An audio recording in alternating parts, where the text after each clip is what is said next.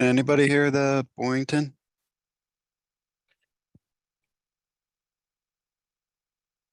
Is anybody there? So Katie, I can we, hear them. yeah, we could hear them before the meeting, and then I don't know what they did. All of a sudden, we lost it. Yeah, I just sent a message directly to Clancy, so Can you hear us now? I can hear you. Okay. We're going to do the roll call. Chair Farrar, Present. Vice Chair Powers, Here.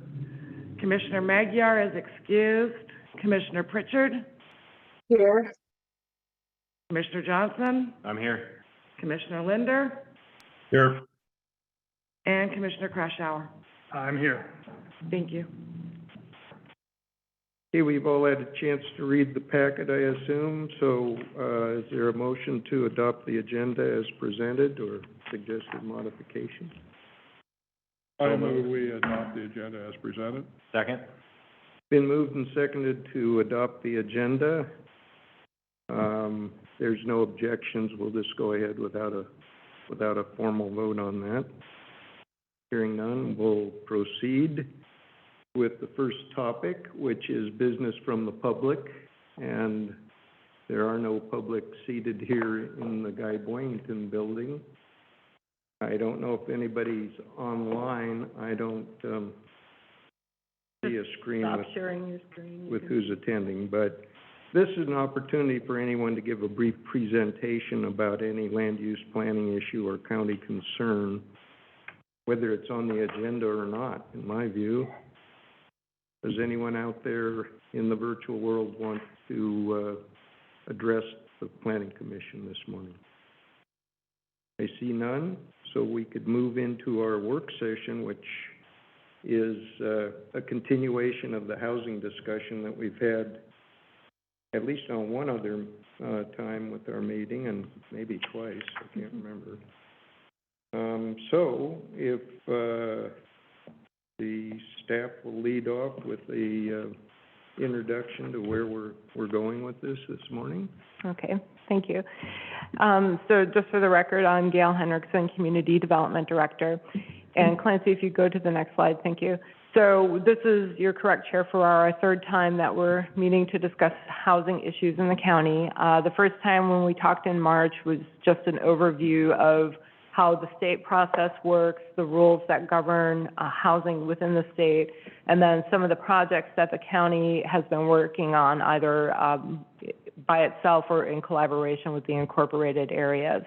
And then in April, we met again to start discussing some potential changes to the different development zones in order to make the process easier, move some things from being a conditional use, such as duplexes, just move them over to the permitted use side, so you could basically come in for an over-the-counter permit just like you would for a single-family home.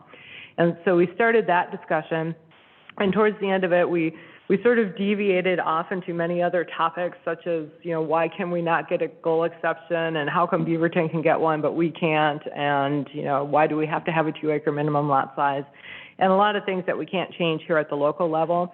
So I wanted to come back and maybe finish up a little bit more of our discussion about the development zones, which are the most intense zones that we have in the county. If you'll go to the next slide, please, Clancy, and the one after that, please. Thank you. You usually find that these zones are connected to water and or sewer. They have much smaller lot sizes, so they're not tied to that minimum 2-acre lot size that's required by Oregon Revised Statutes, ORS. And so we have a lot more flexibility and a lot more control than if we're dealing with the rural residential lands, the RA 1, 2 through 5 and 10s, or resource zones, which are the farm and forest zones. So if you go to the next slide, please, Clancy. So about where we left off in April, we were trying to start discussing some of the recommendations that came out of that 2019 housing study that the county and the cities did. And they're listed up here on this slide, and there's an update about where we are on some of the items. So, we know that the comprehensive plan policies that were recommended, have been incorporated into the draft that you reviewed on May 9th, and that's going to the board tomorrow night, and then for a second hearing on June 28th. So that one's almost near the end and almost completed. Same thing with parking standards. I think that's one of the ideas that we had touched on up there, and your commission, again, made a recommendation back on May 9th. The board's looking at the parking ordinance as well tomorrow night and June 28th. So out of the 10, we've got 2 that are potentially able to be checked off. But there are some other things on there that we can look at where we can make some changes to our zoning code that would allow different types of housing, for example, the cottage cluster housing, where we could possibly incorporate maybe multifamily into some of our commercial zones that are out there. And again, just sort of looking at the regulations to see if there's ways that we can make the process easier for people to go through. And so that's where I wanted to pick up today. In your packet, you'll see that starting on page 3? Yeah, page 3. We started off with that cover memo again. But then if you go further into that, you'll see that starting on page 11 is where we actually have the zones. And staff had provided comments to you previously in April where we had some questions, where we wanted to talk about parcel width and parcel size in the commercial zone. So does it make sense to try and add multifamily there? Or maybe even a light industrial zone? Does it make sense to add multifamily dwellings there? So that's really the discussion I would like for you to have today, so that you can give staff some direction and input so that we can actually start drafting some amendments that we can bring back for a formal hearing and then take to the board. And really, I'm here today to answer your questions and to get you through your discussion with the questions that staff had that are in your packet. All right, well, thank you for that report. And I'll open it up to any of the commissioners to chime in with comments or discussion points. And those of you online or in the virtual thing, just kind of blurred out, because I don't have a screen here that shows a signal from you by hand or hand signal, graphic hand signal. Go ahead. No, I was gonna have a question referencing multi-dwelling units. I noticed we talk about the 2-family dwelling, moving it from type 2 to type 1. Are we talking about or considering anything bigger than that, like an apartment complex, or are we strictly into a duplex? I'm sorry, did you have a question for me? I'm trying to help her have both the screens, and we're trying to get everything so it shares. My reading is that it depends. A lot of times it's just a duplex, but there are bigger fish in the pond there that. Well, I'm looking at this, and what I'm reading, and maybe I don't read it right, is the only thing they're dealing with is 2-family dwelling duplex. They're not spanning the term. Well, That's on page 12. Yes. Oh, I'm talking about further back in the ones that are specifically zoned multifamily. Looks like that'd be removing that from a conditional use and moving that to a. yeah, well, they're moving the duplex from a type 2 to a type 1. I understand that. No, the question wasn't that. It's a question of larger multifamily units. So if you go to, Like not to jump ahead, but if you go to page 39, there's rural community multifamily residential, for an example. I was dealing with Arch Cape. Oh, okay. That's where I'm at. That's where she had us pick up. If we want, I guess we gotta figure out how we're gonna go through this, or we just can go through this section by section and just, you know. Yeah, but I thought we went through the Arch Cape before, and so I don't know if we need to revisit it in particular or just general terms. I think before, correct me if I'm wrong, but it seemed like there was a strong consensus around the idea of allowing duplexes in places where a single-family residence is allowed now, if we can do it under state laws. Right. So, Are we still having difficulties, or can they hear us and everything? So that we're good to go? We can hear you. I'm watching what they're trying to do on here, and it looks. I'm just trying to get it so that Chris can see who's on the screen. I can't get the gallery to pull up so you can see who's raising their hand. But you've got the list of participants, and I think if one of them raises their hands, it should show up over here as a, I was trying to do. I'm sorry, I wasn't trying to ignore you on purpose. Gail, if there's any way you can make that full screen, the shared screen, that would be really helpful. What did she want? He wants to see the shared screen. This is the shared. In the full. Right, you got it, like, there's part of the screen, there you go. Thank you. Okay, so perhaps you want to restate your question to our community development director. Okay, Sorry. just education question more than anything else. We talk about multifamily dwellings, and I'm on the Arch Cape one, on that page 12, where we move from type 2 to type 1. I understand that. Are we talking about any larger multifamily units at that point, or are we strictly restricted to duplex? Can we do apartments? Can we do a fourplex? That could be added. I don't think I would add that as a permitted use. I think that would probably, because that would be a very significant change for that zone. And you'd want to make sure that there was adequate fire capacity, water capacity, sewer capacity there to handle that.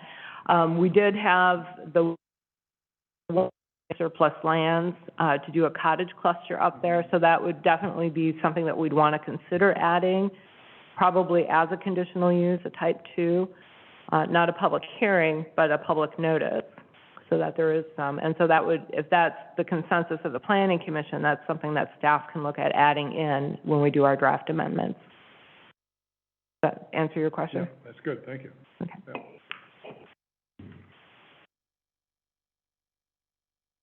So we were talking about the procedure to use to go through this.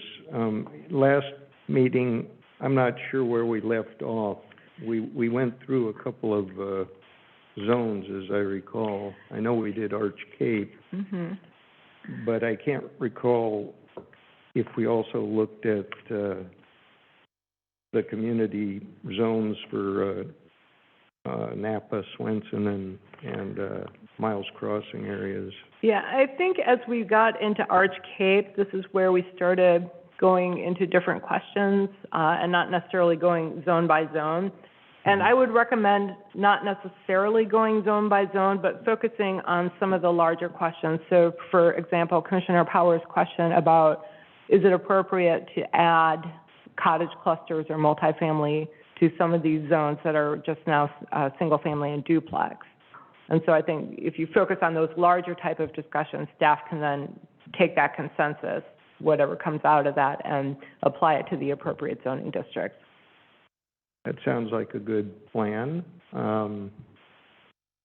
So does anyone want to add to anything to what Commissioner Powers brought up in terms of multifamily, larger packages of housing on one lot? So for me, yes. Sorry, go Jeremy. ahead. So I have, I guess, some mixed feelings on going beyond duplexes. I think that in some of these zones, it should maybe be a conditional use. I don't know that, I don't even know how many people would even pursue it or where it's appropriate, but I do think that it's important that if there is a, if there is a property that's suitable for maybe a threeplex or something like that, that that at least there's an option there to develop that. I'm not really sure how the right way to go about that is, but that would be my feeling on the multifamily. And then I had a question, in several of these zones, there's some remarks in there about the minimum lot sizes and lot widths. And I'm curious, I kind of remember from our discussion last time regarding the Arch Cape, I don't think we ever got to a consensus on what the right way to do it was, but one of the concerns that was brought up was, dealing with these irregular shaped lots and things like that. And then I think I remember director mentioning something about some lots of record that had some 50-foot widths. And I'm just curious if we could, does it make sense to make the minimum lot sizes or lot widths match up that? Or does it make more sense to have it be a totally separate arbitrary number? Well, I think, depending on how you look at it, I think any number that you pick could be viewed as arbitrary. For example, in Arch Cape, there are areas that are platted, and they were platted in the late 1800s, early 1900s, and they are platted at 50-foot lots, but not the entire area. So you could choose 50 feet, which may cover some of the area, but then that's an arbitrary number just based on an old plat, where you may have several other lots that are bigger than that right now. So we also need to look, when you think about changes to lot sizes and things as well, you have to think about what the character of the area is, what the expectation of the residents are versus what is the overall view of the county, what is it we are trying to get to. So do we want to have places change and have them become more dense and more urban and create smaller lot sizes, which no matter where you put it in the county, it could be here, it could be Napa, it could be Swenson, it could be Westport, you may get pushback from residents who have bought there, developed there, lived there for years or decades or generations, and now suddenly the county is coming in and making a very different decision, and we would have to have a much larger discussion, I think, if we wanted to go down that route, because you are definitely changing people's neighborhoods at that point. You know, allowing cottage clusters and multifamily is still part of a larger discussion, but when you talk about decreasing lot sizes, that's a very different conversation, I think. And again, we have to also make sure that we're going to be looping in water districts and fire districts and sanitation districts, because if they can't support an increased number of lots because we've dropped the lot size, and they can't support an increased number of units because we're going to allow multifamily and cottage clusters, then we've basically set up a zone that means nothing. In Arch Cape, weren't we specifically, and I might be wrong, but I thought we weren't talking about lot sizes, but we discussed like pie-shaped lots. Mm-hmm. We were talking about the front property lines, and the access had to be a certain width, right?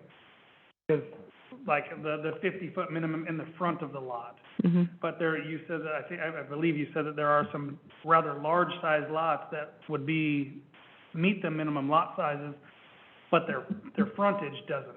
Is that correct?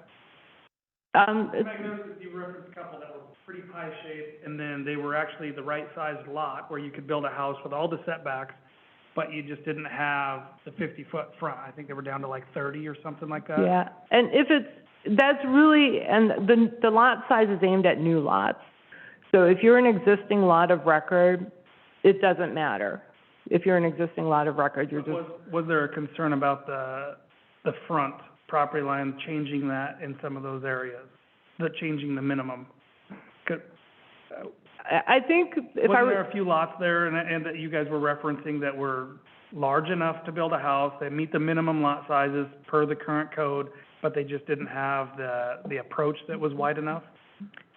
I don't remember that part of the discussion specifically, but it's been 2 months and a lot of different things have happened, so I apologize. If we have certain lots, and I know that there is verbiage in some of these codes that say lots of record before a certain date, allowing them to be buildable, even if they say they have a 30-foot approach, as long as they're wide enough to get their driveway in, and then the actual lot meets all the setbacks and everything else.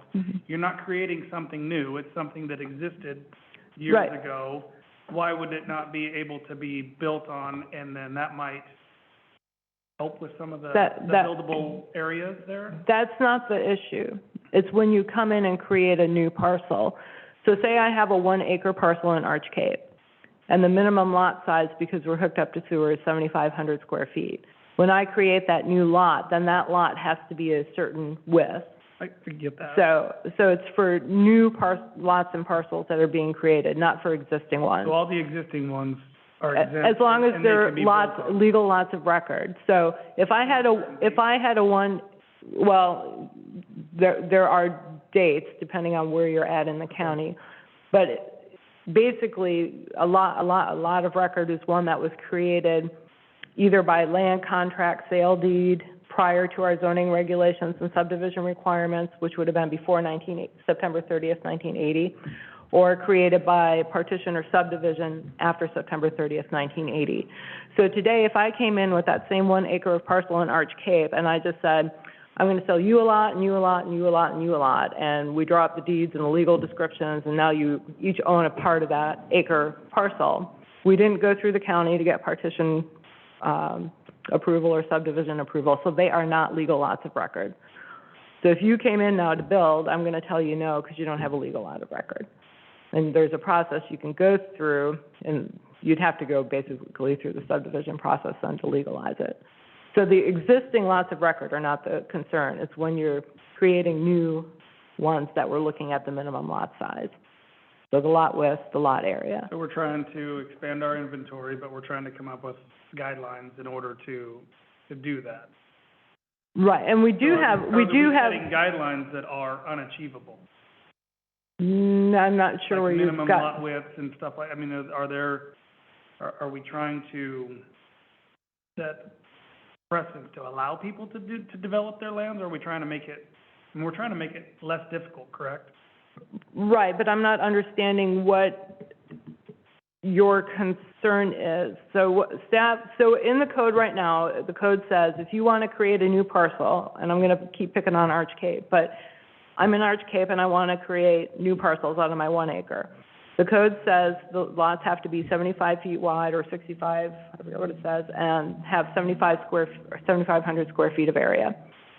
And that's how I divide it up. That's what it is. So what the question I had, and probably maybe we shouldn't have posed it because it seems to be causing some confusion, but if we have a minimum 7,500 square foot lot, does it matter if you have a minimum lot size? And I think to an extent it does, because, and I think this is where your question about the approach came in, you know, you have to have a minimum 25-foot frontage on a road.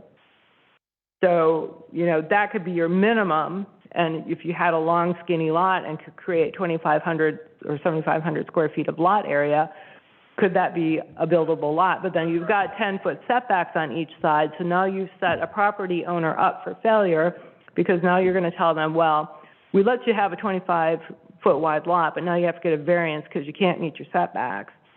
So, and I think we're going down the same, but that's exactly what I was trying to refer to. So I guess my question, and it's a question for discussion, but I think I've answered in my head that there has to be some sort of minimum lot size, because you can't set people up for failure by allowing them to develop 5-foot wide lots, and maybe you sell them off and people can conglomerate 4 of them, create a 20-foot wide lot, or, you know, whatever many, and then they come in and we're still going to tell them no, unless you're going to let them build lot line to lot line to lot line to lot line, and then that is a very different feel that you're creating for a neighborhood.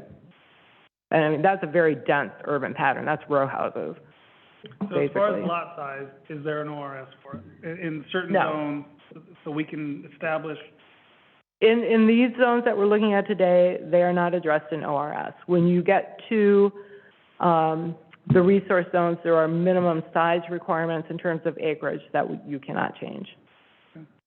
Well, my perspective on it is that the minimum lot sizes, as I've read in here, seem fairly reasonable, for areas like Arch Cape. Some of the other zones that are for multifamily, development, I could see making some changes there, and I've made notes in my packet on that, but I don't think that most people want these non-urban areas to be as densely filled with structures as we see here in the city we're sitting in right now. The whole idea of this county is more a semi-rural county with a lot of open space, and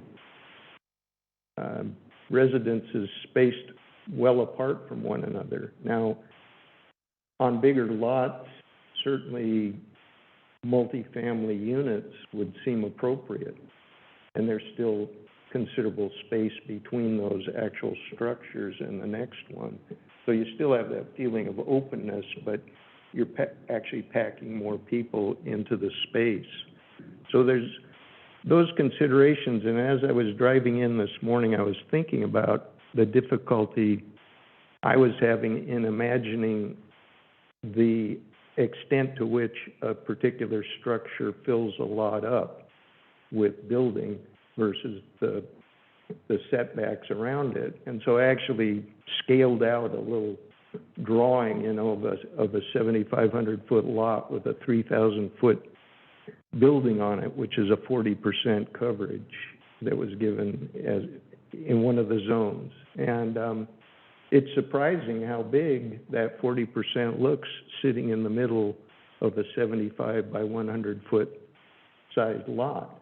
And for me, it would help us a lot to actually have little diagrams like that, that kind of put it in your head what it looks like. To me, visually, you know, your eyes can play tricks on you, but as I looked at that, my estimate was that the open space was smaller than the structure itself, its footprint. But in fact, when you scale it out and do the math, the perimeter was considerably larger. It was 60% of the lot, but it looked very minimal. So I thought really diagrams like that, and also taking urban areas such as Astoria or Warrenton or one of the others, and a vertical image of it. They're all online now anyway. We have the actual, you know, Google view of these areas, so you can see vegetation, you can see the houses. Pick examples of here's a duplex of such and such a size sitting on such and such a lot size. This is what it actually looks like as you look down on it from above, and maybe take some street shots to show the spacing between.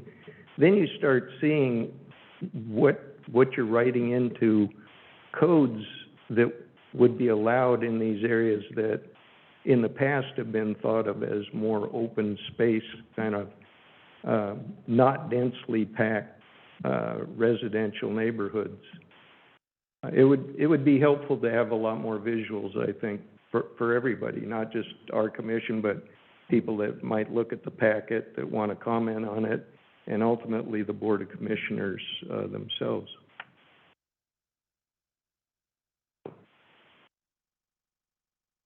Any other thoughts on this particular part of it? On this particular part, I have a comment on the Archcape part, and it has to do with the public or private sewer system and the 1 acre requirement. There's a minimum parcel size of 1 acre if you're not hooked to a community sewer system. I built quite a few homes in the Gearhart area, and all of Gearhart is on a septic. There is no community sewer system in all of Gearhart. It doesn't take 1 acre to put a septic system in. And some of these are very small septic systems that you can put in, and you can actually fit something on there. So I don't know that it's necessary to have a 1 acre lot size for that requirement. And I would suggest that we might combine that A and B together to have the lot size not include the community sewer system requirement. The limiting factor in whether or not you can build on any parcel is whether or not you have access to water, whether or not you can fit a DEQ approved septic system on that property, and whether or not you can get power to that property. Without any of those three items, you're not going anywhere. You're not going to be building anything. Well, that's one question I had with Gearhart. Is that piped in water, or is that individual wells? That's piped in water. Okay, with piped in water, I have no problem, but if it's individual wells, I think acre is the very minimum Well, for septic. they have setbacks. If there's a well you have to be, your septic system has to be set back, I can't remember what, 100 feet Yep, from. 100 feet from the well. From a well. So there are setback requirements for that as. That's pretty minimal if you really get it dense with, if it's a single situation in an area of 50 acres or something, that's not gonna probably matter much. But as you start putting in more and more leach fields in a given area, and there are also wells there, it's inevitable that you're gonna have some movement of the leachate downward, and if the wells are shallow, like most of them are in those sandy zones, it could be a real situation. I've put a dozen wells in, houses that I built, and nothing under 100 feet on the beach in sandy areas.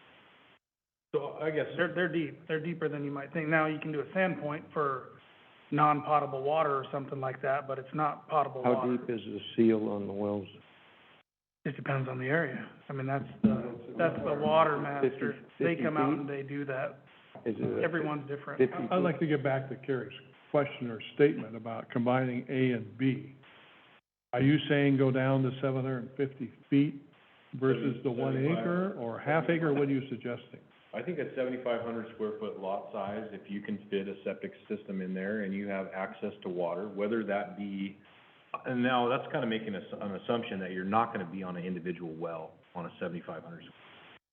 I mean, I'm not that familiar with Arch Cape, but I'm assuming that they have some community water in some areas down there, that not every lot is gonna be served by its own individual well. So, I mean, that would be difficult to do if you're gonna have your own well and your own septic system, drain field on a 7,500 foot lot. That's just not gonna work. Right. So that's making a couple of assumptions there. Well, couldn't we add in a statement about if water's piped through a community system, then the lot size could be smaller using a septic? You could do that. What I want to do, I've been taking some notes here, is I want to check with environmental health. Soil conditions are different in Arch Cape than they probably are on Clatsop Plains, so I don't know if it's the same technology, if it's feasible, the same size and things, so I'd want to check that. I also suspect that there are not many parcels that are zoned ACRCR that are not within that sanitary and water district. And it may be that we are at the point where we don't even need to have that requirement in anymore because everybody's just in the district. So I made a couple things to check on, but. Yeah, but I think the same question will come up in other zones, so it would be applicable maybe somewhere else if it isn't. Yeah, for Arch Cape. for example, the KSRCR, or whatever it is, they don't have a sanitation district out there, it's just water district, Right. so. Yeah, they have some incredible technology. They can be very expensive, septic systems, but, they can fit it in a very small area. Yep. And they work with, I'm sure that's, evaporation and they're able to treat it. Still have a septic tank and all that, but they're able to treat it. right. I'm a big believer in septic systems. The soil treats, household ordinary waste very, very efficiently. And in many cases, may do a better job than a community system. So is there a bouncing line between the expense of the technology to build on a smaller lot and the affordability as opposed to building on a larger lot using traditional methods? That's definitely a cost you have to weigh in when the cost of the septic system along with the cost of getting power to the site. I mean, it could end up costing $25,000 to bring power to a particular lot, and that might financial perspective. And the same thing with a septic system. But they do work. I've had a duplex in Gearhart for many years. That's been on a septic system. And then recently, I just finished a sixplex that's all on a septic system down there in Gearhart. So they do work. Yeah, I don't think there's any question that they do work. Well, it's just figuring out the appropriate lot size to make that feasible. And we obviously don't want to contaminate people's wells or anything like that either. Or an aquifer, even if it's not yet being used Yeah. for water supply. And then the other point I wanna make is that on item D, the 40% lot coverage, I don't know if that's gonna come up, in other zones as well, or if that 40% is that kind of a standard number that we've been using. It appears in other sections. Yeah, it's in other sections, and it's actually fairly common across many parts of the country. I know other jurisdictions I've worked in had a similar number. Yeah. Yep. Okay, I don't think we need to get into that lot coverage Well, too much right now. Yeah, one other general question I was wondering about is, it's unclear to me how many lots of record are on the books right now in these various classifications. So how many single-family, zones, which also allow duplexes now for the most part, or we tend to be moving in that direction, how many units of housing would be built if all those were finished with a house on them, countywide, on unincorporated county land? I'm just trying to get an idea, what's our reservoir of potential building sites at this point without subdividing further? It seems like it's an important number to get in mind. And also the other zoning types, such as light industry, how much light industry land do we have left on which somebody could build a project? And commercial zones. At a couple places in the packet, it mentions that the commercial zoning districts are not that large. It's unspecific. But I think it'd be very helpful to know, are we kind of running short of commercial space in some parts of the county? And if so, we might not want to allow a lot of residential building in there if there's sufficient lots of record that are zoned for residential development. I think we have to balance the, kind of those three things, the residential, including multifamily residential down to single family, versus commercial districts that support those locations, and then some light industry, and I think you have even an industrial classification. You know, are we okay on that countywide? We don't want to set ourselves up to be just some bedroom community. We want to have the whole economic underpinning of a whole community. We don't want to rely on outsiders to supply everything. We want to have businesses that can produce a certain amount of stuff and that have retail outlets where people can go locally to buy stuff. I did note that. I did have one clarification question for you, though, Chair. You specifically mentioned you wanted to know how many lots of record in unincorporated county. That work to do the title, or not the title, but the back recording to figure out when each lot was created, that will take months for staff to complete. We can pull the number of parcels that are there without knowing whether they're legally created lots of record, but are just parcels of record at this point. We can do that, but if you want the actual number of the lots of record, we would have to take quite a few months to do that. Okay, So.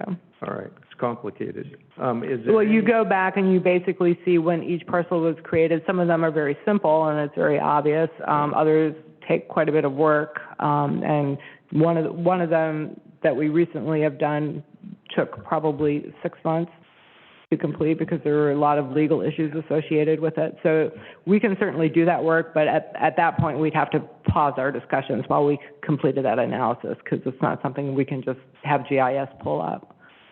Well, later in the packet, it's mentioned that there's this housing task force. Isn't it at some point going to be important to actually figure out what our I don't know what to call it, our Land inventory. buildable lands. They're not doing when you do a buildable land, you're not pulling the lot of record for each parcel. I think that's what you were you were referring to as the buildable lands, correct? What's out there? 'Cause don't all cities and counties have to do that? The county does not, the cities have to do it. And when we did the housing study in 2019, it wasn't quite to the level of buildable lands inventory, but it was a general look. And then a lot of the communities, Astoria, Warrenton, have done their own inventories following up on that. But it doesn't look at a lot of record, Yeah. as I understand it. When you do that analysis, you're looking at acreage and parcels available as opposed to when was the lot created, who created it, was it created legally. Doing that type of analysis will take literally months of work to do for staff. Yeah. Okay, maybe, is there some rule of thumb on how many are pretty well, legal lots of record versus those that turn up having some flaw in the title, or? I Yeah, guess the basic question is, what could you provide us with? I mean, GIS can provide the number of parcels that are zoned a certain way and the acreage in those parcels for each parcel. We can identify whether there's already an established dwelling on it. And then the question is, are we assuming that every single family home would be torn down and redeveloped, or a percentage of them? Or are we looking just at lots that are currently undeveloped right now? I'm looking for an inventory, basically, just to know if, with the population projections we have, there's going to be sufficient places to build homes.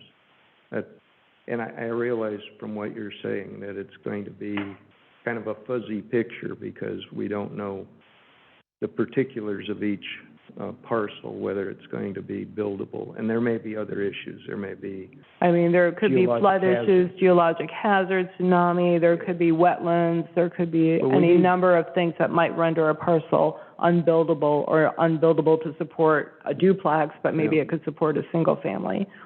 So, I mean, the numbers that we can provide you, without doing a years-long analysis will be very general. They'll give you a rough picture. well, that still seems like it would be helpful, and also it would be true of the commercial zoned areas and the light industrial zoned areas also, that they're gonna have the same issues on whether you can actually use the land there or not.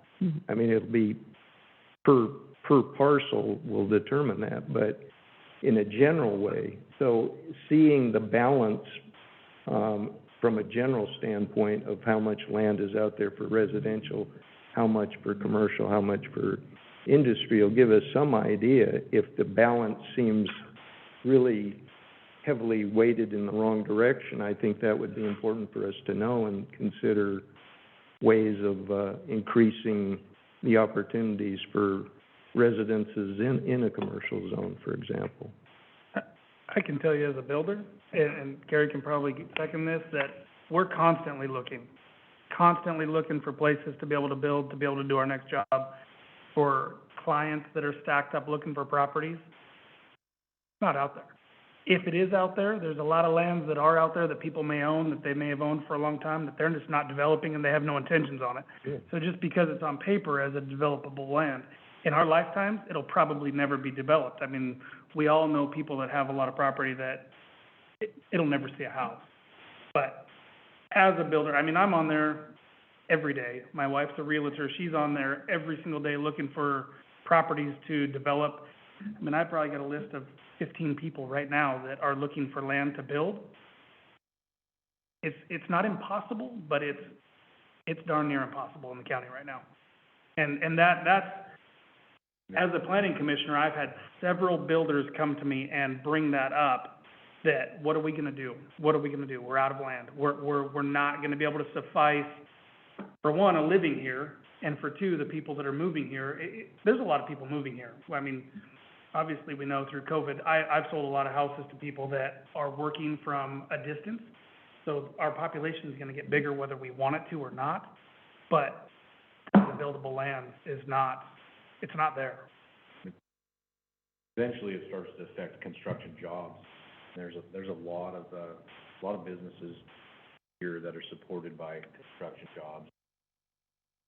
Build one house and what that equates to full-time employment, for employees involved in those trades, it's a big deal, and as someone that's involved in building new homes, if you don't have any inventory to build new homes on, you gotta start looking somewhere else where you can continue in that business. At some point, it becomes too difficult.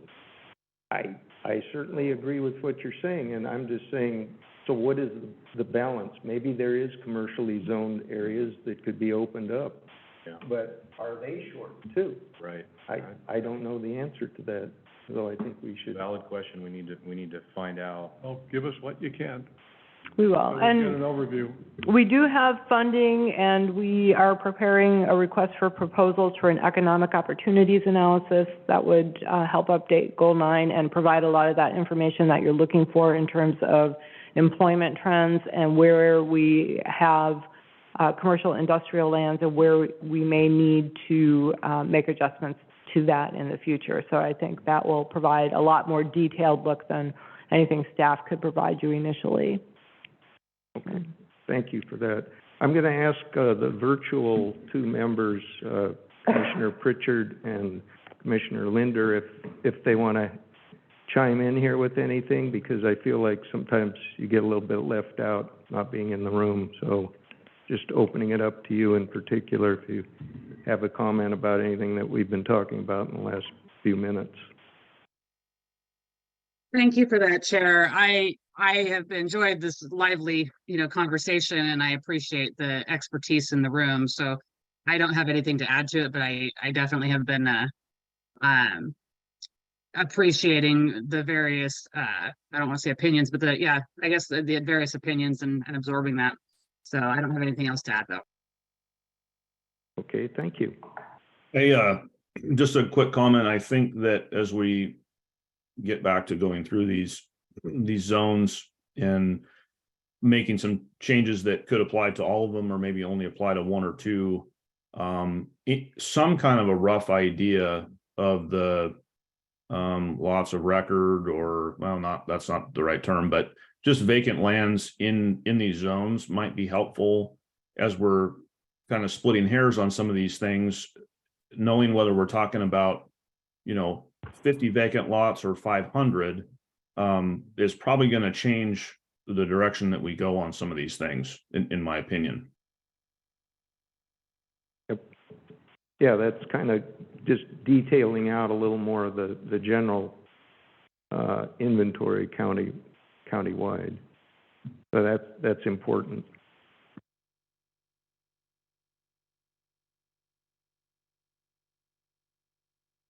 So are we ready to move into another zone at this point?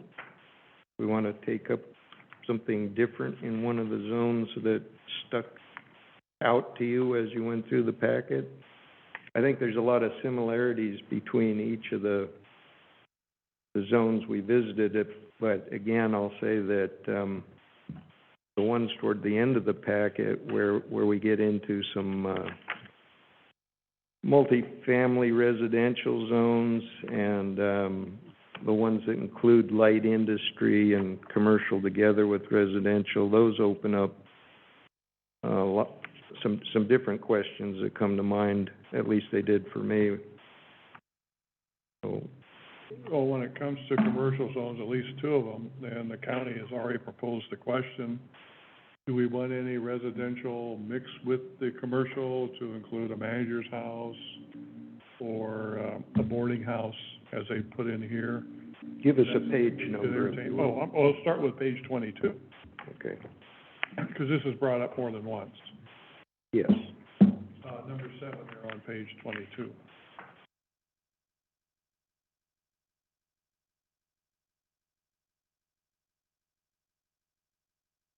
Yeah, and that's the very statement that got me thinking about. It says, given that the county has a limited amount of commercial land available, that's what got me thinking about this whole balance of commercial versus residential. So, we don't have precise numbers on that, but, So you would rather defer that until we get some more information from the state? well, you can talk about it in a general way. my view on that was that, allowing a manager or a caretaker kind of residence in a commercial area would make a lot. I don't think that's really going to solve our housing shortage, but why not open it up to the possibility? I think we did that in one case out in Napa a couple of years ago with a trucking operation or, yeah. And we voted to allow a caretaker or a watchman's quarters to be built there in a commercial zone. And that kind of thing makes a lot of sense to me. But I think it's kind of gonna be a small effect on our housing front. Yeah, I think having some boarding houses might be possible, that we ought to entertain that for the labor that comes in and out, the transient labor. In a commercial zone, is an apartment complex considered, because it's a commercial business running is that considered in a commercial zone? We don't have them listed in our commercial zones, so that's one of the items up for discussion. So, I Would mean, an apartment complex is a commercially run business, but it's also a residential residence, each individual one. But that would help our housing if we were to allow, and I'm gonna use Jeffers Gardens because it's one of the only county commercial zones that I know of, but if you could allow, if it met the floodplain and everything else, if it met all the other requirements, why would we not allow them to build an apartment complex there? That achieves a couple of different goals: housing, filling up the industrial zones, or maybe not in industrial, but in commercial. I don't know what the differences really are as far as what's allowed and what's not allowed. Apartment complex is a great idea. Well, I think there's considerable need, because a lot of people I talk to, there's even just the workers here that used to live here, they can't find a place to live, and they can't find an affordable place to live, so therefore they won't be able to buy a house, but they might be able to rent an apartment. So anyway, my suggestion is we ought to consider this. Yeah, I mean, I know the restaurants firsthand. They're scavenging for employees, and they're renting every house that they can to be able to house their employees for the summers, because there's no apartments, nothing available. So, just for the sake of discussion, using your example of Miles Crossing, Jeffers Garden area. So we know that FEMA is looking at this biological opinion, and if it goes through as anticipated and we begin implementing in 2025, it's going to make it very difficult for anything that's in those flood areas to be rebuilt, expanded, or, any type of new development going on there. So do you have any concerns if we did go that route and allowed apartment buildings, in that area, and then this biological opinion gets implemented and nothing can be expanded, so they can't add carports or storage areas or anything like that for their residents, playgrounds, possibly without mitigation? Do you all as a planning commission have concerns about that, or are there things that we should be thinking about looking a little bit further down the road? I have lots of concerns about what FEMA's doing in a whole, but I think that they're gonna blanket a whole bunch of lands that they're not individually looking at each one. But I think that there's a way around everything. Like, if you built a parking structure underneath to where all of the residences were 12 feet up in the air or above the floodplain, there's gotta be, if they're gonna set the parameters, there's gotta be ways to mitigate that, like you said. Or, you can put public area on the roof of a building, a playground on the roof of a building. There's got to be ways around, instead of just no all the time. I mean, if you're gonna require a building to have so much open space, you got an entire roof, and I know that there's ways around building on a roof that you could have a park on top of a roof. It's an example. But I think that if we're gonna address our zones, we kind of, if we have stuff like that go on, and then FEMA comes out and says, absolutely not, no way, and we're just gonna not fight it or not,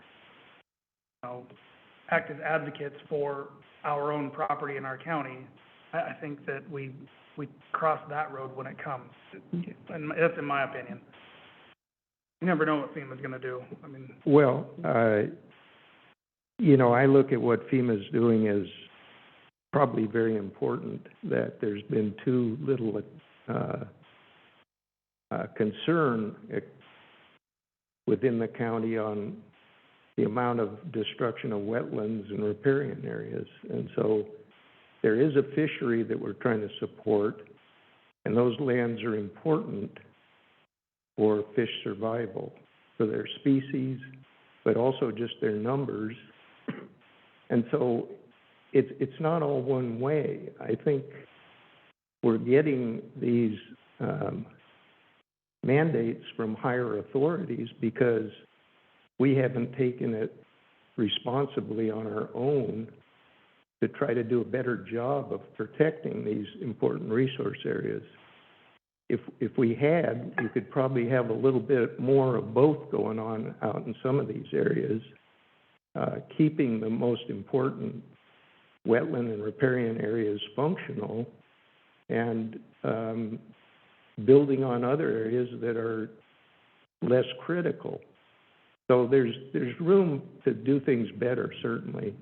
But I will add on to what you said, Commissioner Kraushaar, about kind of a park on a roof and everything. I love that idea. I think it'd be extremely expensive. But one thing I did want to bring up about providing especially multifamily residences in commercial zones, or even more so in a light industrial zone, would be the need for some open space for the people that live there to have access to it reasonably close by. If you're going to pack a lot of people into one structure, then I think good planning would have it that somewhere nearby there's some open space, and some of that open space could be wetlands and riparian areas that are trying to be preserved. So there's ways of balancing things out here, and I think good planning is all about that. It's about balancing land uses so that you have a really good community that can endure into the future. And so I think we should consider more residential opportunities in these non-residential zones, but with the idea that there needs to be some support around them as well to make them more viable economically also. And nobody's going to want to live in a big square apartment building right next to a wrecking yard, and on the other side's you know, a feedlot or something. It's you know, there's limits to what people are going to endure. So we can plan and make the community a lot nicer place to live in, and also economically very productive, and have a future. That's a couple of thoughts I have on that. There's going to be several limiting factors to no matter what we do and what other planning comes down from a federal level at a later point, but there may not be sewer available for a apartment complex or something like that, or power available, or we don't know that. There was at one point out in Jeffers Gardens, there was a apartment type complex, but they were not approved by the sewer district out there, so that was kind of the end of that project. But it was allowed under the zoning, I think, with a little bit of work. So there could be something else that comes along from FEMA in the future, but I don't think that should slow us down from making the changes of what we're trying to do. We can fight that battle when we get there. There's I'm checklists in we all total have to go agreement. through. Let If us sewer go and down water the are path. unavailable. I'm sorry. I said there's, on what Kerry said, there's checklists available. Just because it says we can, you have to have water sign off, you have to have fire department sign off, you have to have sewer sign off. So there's, just because you can build on a piece of property or it's in our buildable lands, it doesn't mean it's actually gonna be buildable. So if we set these parameters and allow people, and I wasn't talking about wetlands at all, I was talking about the dry ground that we have available out there right now if somebody wanted to build. You know, I'm not talking about taking away any, that's a whole different, and I agree we have to, you know, support and save as much of that area, the wetlands and all that area as we can. I'm talking about the areas that we already have that are pretty much gravel parking lots out there that people could build on and do things with. But yeah, there's lots of checklists that you have to go through. You know, I'm all for allowing it at the planning level to happen and let the specifics take care of the details of Yeah. no. But I don't think we should stop and just because maybe we are going to be disapproved somewhere downstream. Let the disapprovals happen. Are we looking for a motion or anything to like add that, or is this a suggestion that we can add in the commercial and light industrial apartment complexes? Obviously, you guys are gonna tell the builder or the developer or the owner if it meets all the other requirements, but if it's something that is available with an outright use or a conditional use in those areas, at least that sets the starting points that they can apply, correct? Right. Yeah, so we don't need a motion right now, we're just having a discussion, and then staff will prepare some additional revisions that are more formal, along with the additional analysis that you've requested, and then bring it back for more, I think one more round of discussion, probably at least, before we go to ordinance form and go through the public hearings. We're not talking about a huge amount of property either, the commercial and light industrial, so, I mean, we're No. talking about No. a real small step forward in the housing problem. Yeah, and Yeah. actually, I've got maps up on the PowerPoint, Clancy, if you can, scroll down and show like the RCC and the RCLI.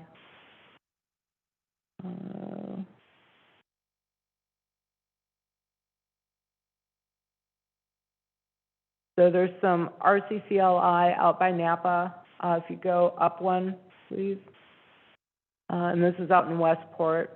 There's some area out there.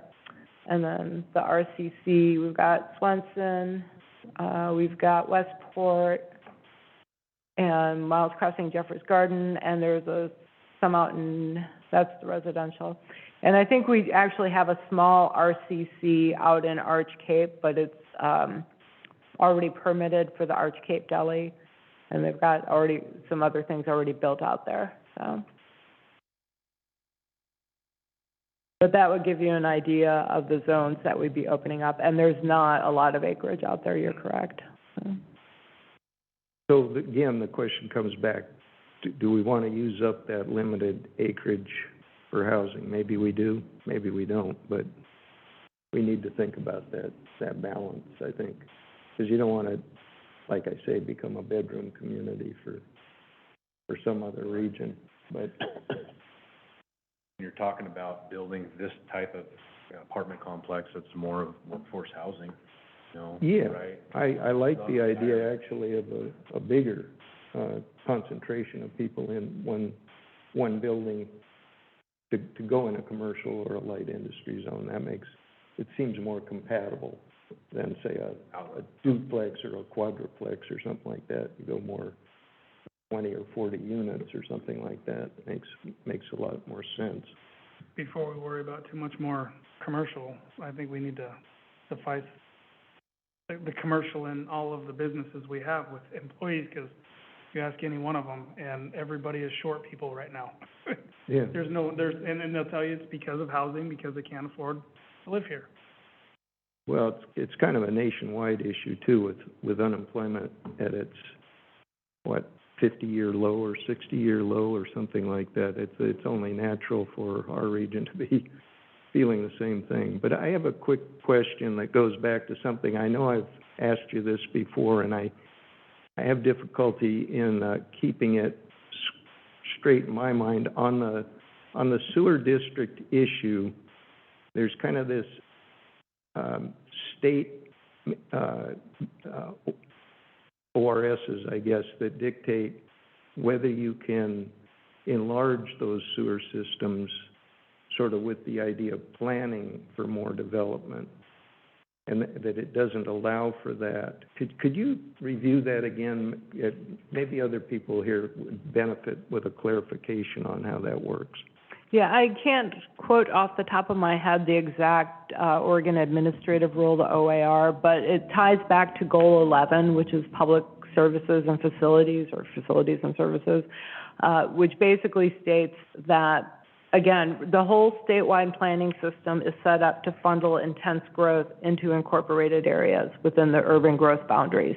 So the densest housing, the most housing should be within urban growth boundaries. Most of your commercial, industrial development should be within urban growth boundaries.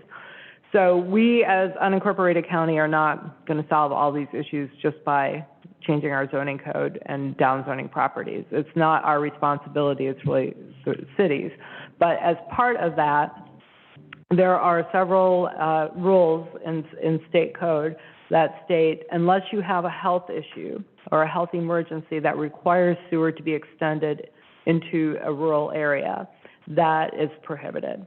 And it's expressly set up that way to discourage development, and especially dense development. So we don't want to see levels like you would see, you know, I'm pick on Seaside or Astoria, that level of intensity in the rural areas, and especially not extending water and sewer to create the services available now to serve a higher density population. It's very clear that we cannot do that.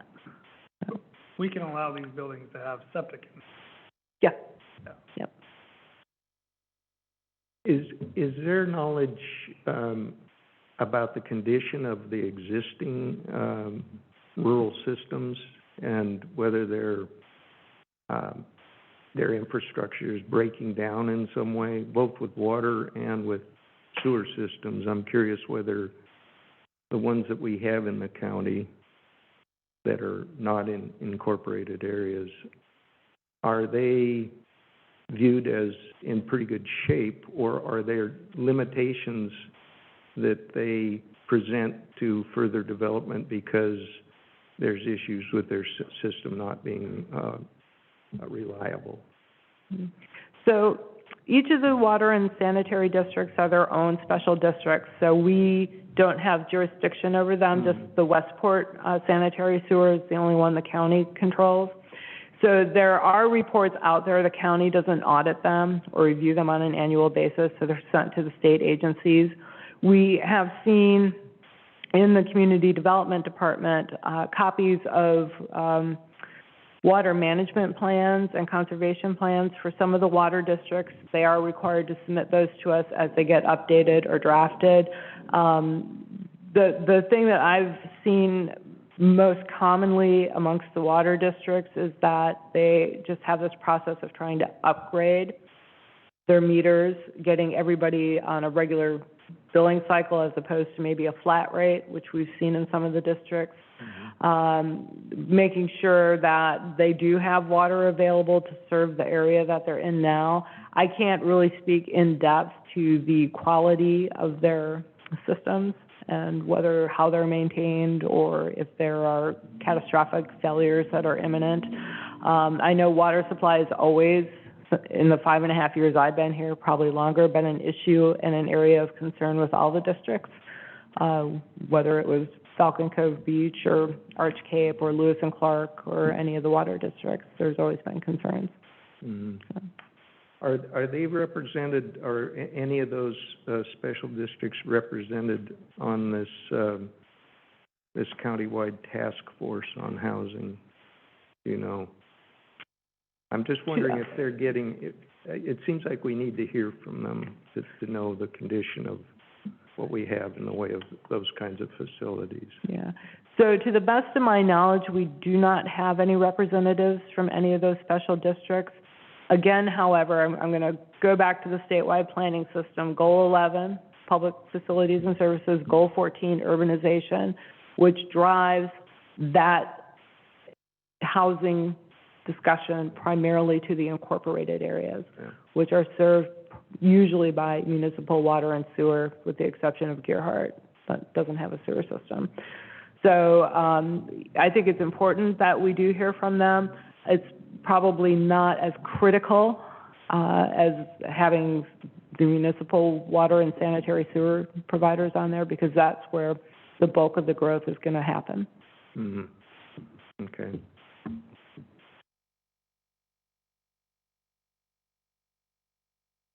Well, where does that leave us now? Where, somebody have a nagging point that they discovered in reading the packet? Yeah, I'll go one more time. You're tired of hearing from me. Commissioner Powers. Yeah, page 41. little more education on mobile home sites. I read this down in section 4, 1240. Mobile home sites in a mobile home park are only required to be 4,000 feet with no space smaller than 3. If this does not refer to mobile home park space, it is redundant for a one-family dwelling and could be deleted.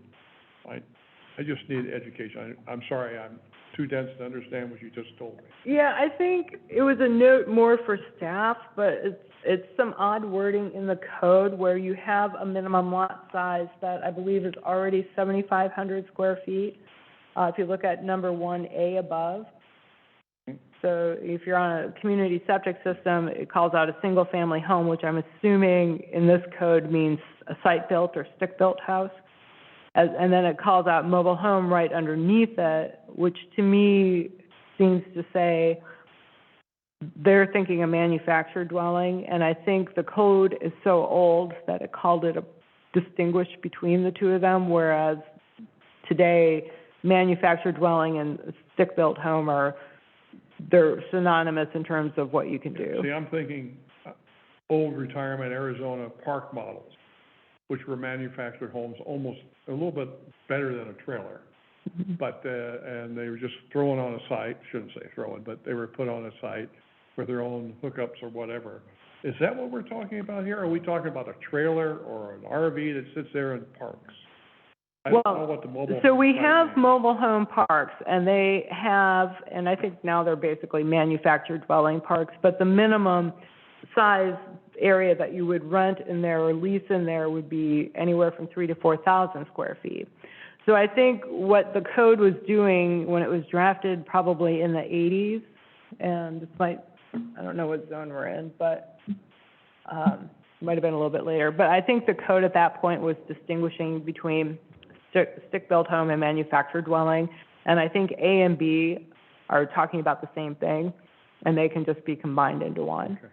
So, And I think you could get rid of the mobile home yeah. verbiage there. Yeah. And right below that, on page 41, it talks about the 7,500 versus the 10,000 square foot lot size. And again, I think you're gonna come back to that septic issue. Yeah. What could be available for septic? Yeah.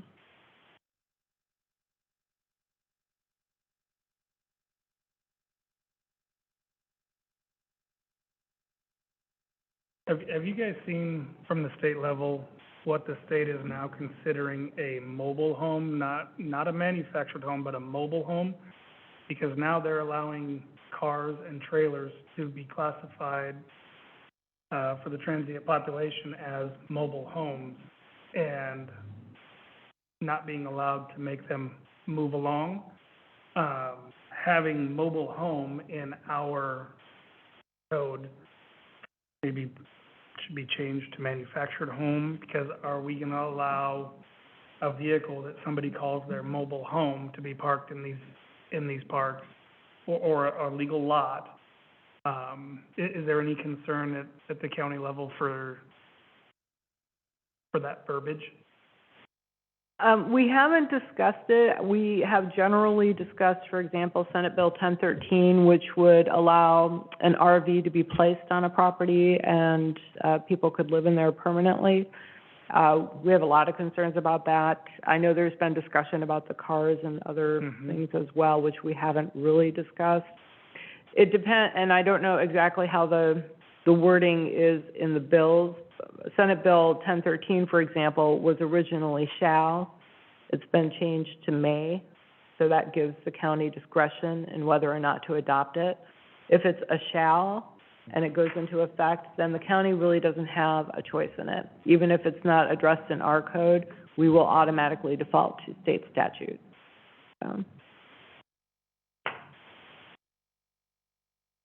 So what's that mean? Are you looking at changing it to manufactured, removing mobile home? or We have no jurisdiction on Well- motorhomes or cars or anything else. Well, with Senate Bill 1013, we would. It would be a decision for the board to make about whether or not to allow that, because it says the county may allow. So that gives us the opportunity to either say, yes, we want to have this here, or no, we don't, or we want some standards that we want to put in. If it says the county shall allow, then we don't have a choice. You know, we can update the code, not update the code, it's still gonna be the law of the land, and it will default to that. With regard to one-family dwelling and manufactured home, they are the same now. Under building codes and land use planning, we don't distinguish between them anymore. So you can call it single-family dwelling and not differentiate between site-built versus manufactured. So is that going to be a global change in our codes then to replace mobile home with including it in with the stick-built or manufactured home? Yeah, we would just delete that terminology or define it differently, because manufactured dwelling and site-built are just synonymous now. There's no distinction between the two of them. So is that something that's in process? Because I noticed there's places where mobile home pops up here that isn't flagged with yellow highlight or anything like that. So is that something you're gonna We would do this as do part of that as? this. Yeah, okay. Yeah. I think that that's something that's timely and needs to be done. Yep. So should we keep going through this? You know, there's a bunch of highlighted areas, just kind of one Sure. question to the next, and, try to get some of these questions answered. Yeah, especially pick ones that show up in a couple places maybe, and, And get as much done as we can and work our way through that. I mean, I think we made it through all the way, well, I don't know. Did we answer the question on page 22 about the mobile home parks being permitted in a commercial zone, boarding houses? I know we talked about apartments, but I didn't get any feedback specifically about other types of multifamily housing.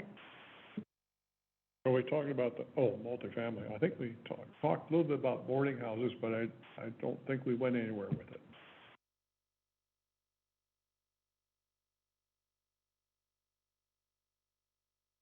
Yeah, and one thing that we're seeing at the state level now is the state has developed a list of needed housing types. And so one of the new things going through the legislature this year are single-room occupancies, SROs, which used to be quite favorable, especially in urban areas decades ago, and then they fell out of favor, but now we're making a return. So that may be something else to consider as we look at addressing certain population's housing needs. Kind of the opinion that, mobile home parks should be a conditional type use, and we should be looking at those on a case-by-case basis on whether or not they're gonna fit with the neighboring surrounding areas rather than an outright permitted use. Type 2 with public hearing is what you're referring to? They bring on their whole set of issues in their themselves, you know, parking, the roads within, density, everything. I agree that should be looked at as a project, so are you saying a type 2 procedure or type 2A? Type 2 with public hearing is what I'm hearing. So 2A is the public hearing, Okay. type 2 is public notice, but no Right, public yeah. hearing. 2A, yeah.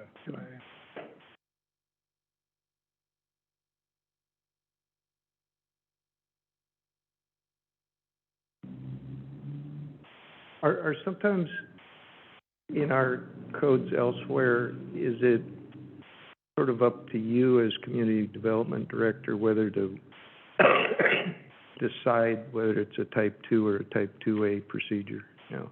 Yeah. And on the mobile home park specifically, are they allowed as a type 2, or are they always 2A in all zones, or how does that work? Off the top of my head, I can't remember every zone and what type of procedure it's classified as. I would suspect most of them are probably at least a 2.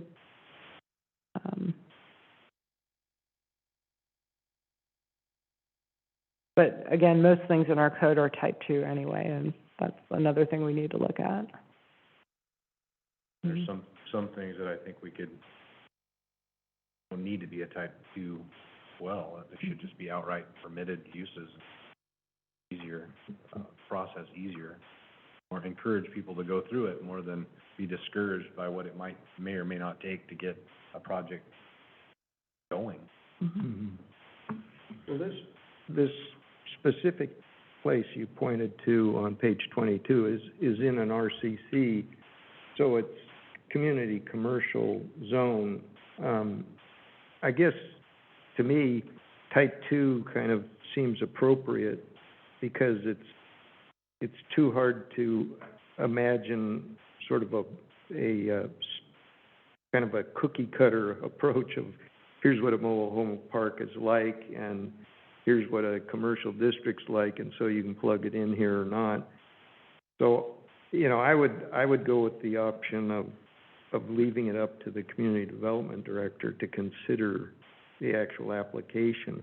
Whereas if it were gonna be considering a mobile home park in a residential area, I would definitely have reservations about making that anything but straightforward. I would want a lot of considerations taken before something like that was permitted. But in a commercial zone, I would think that, in some cases, it could be handled with a type 2 without the public hearing, but in other cases, when it's obvious that there would be a lot of, desire for public input in a hearing, that you'd hold a type 2A proceeding. So to clarify on a difference between a type 2 and a type 2A, a type 2, people are notified, so that just means that they let them know that there's a project coming up, but there's really no hearing on that. At what point would they have a chance to voice their objection to, say, a giant mobile home park that's gonna go in next to their property? So when we send the public notice out, that starts a 10-day public comment period. And at that point, people can send us written comments in that are included in the staff report and the notice of decision. And then from there, that gives them standing, if they needed to appeal a decision. And then with the 2A, there's the written comment period in addition to a public hearing, both of which we would take written and verbal comments at. So. Okay, so they'd still, even a type 2, they have they could voice their objection and they would have standing during an appeal process, or they could appeal a decision to the board and, or LUBA, or all that. So if that's, I'm fine with that, if they have a chance to voice an objection. 2A just takes longer, from what it It sounds. does, and it's a larger application fee.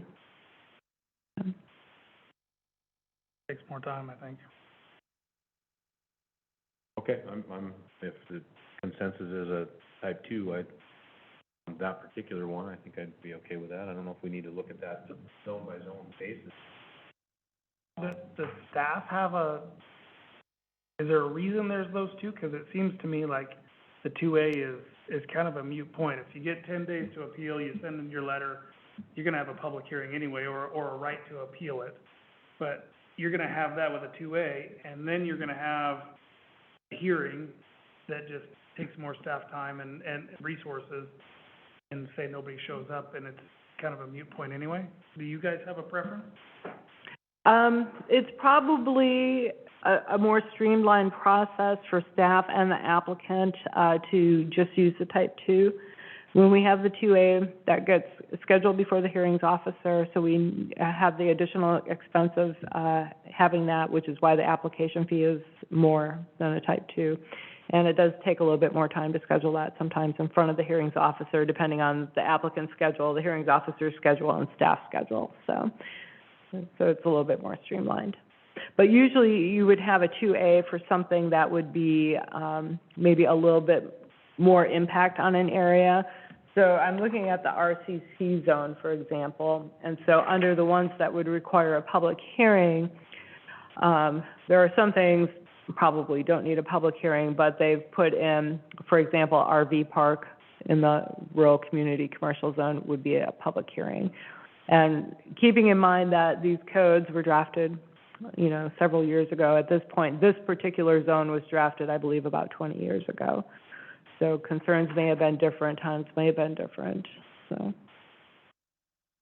Maybe that's something that we need to go through and look at, is while we're at this, is what types of hearings for what types of applications. Maybe we need a list of that. What requires type 2, type 2A? Don't you have something like that, I think you've shared something like that, that shows the different levels of application. Yeah, we have some tables we use internally. We did put them in the law doc rewrite, and then we pulled them back out because we had to do some corrections to them. But we can provide that information to you where it just spreads out across several pages. And you Yeah, I can think just that go would by be the use. helpful for all of us to have that, just something we could keep with us. and- Yeah, but I think that Refer that would to. be a good item for us to review. But I will say that the difference between a type 2 and a 2A, to me, there's a big difference between the feeling you have writing a letter and submitting it, either in support of or in opposition to something, versus actually going to the meeting room and speaking up.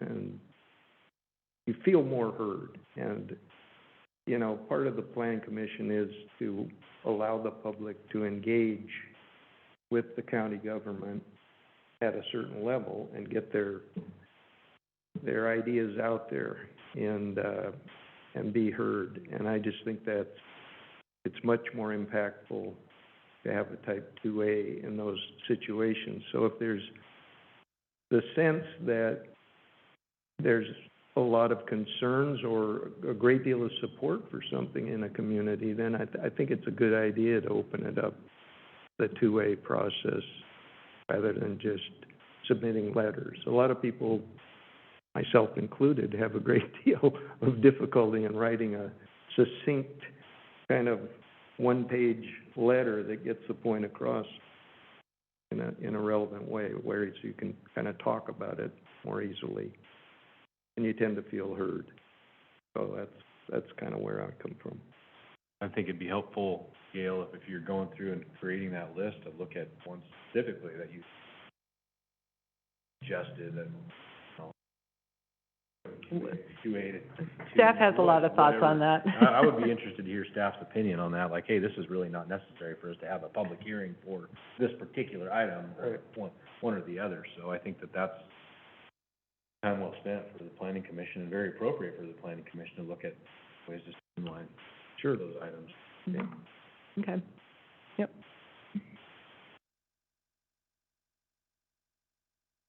Again, I'll ask Commissioners Linder and Pritchard if they want to kind of blurt out some comments here. Just interrupt with your voice. Thank you, Chair. This is Commissioner Pritchard. You know, at first, you know, I know we've been talking about mobile home parks specifically more so in the topic right now, but we kind of had a little heartburn about including the boarding houses, and I kept flip-flopping back and forth with how I felt about that. Part of it is that my mindset right now is encouraging housing, you know, so if we make it, you know, I think we need the type 2.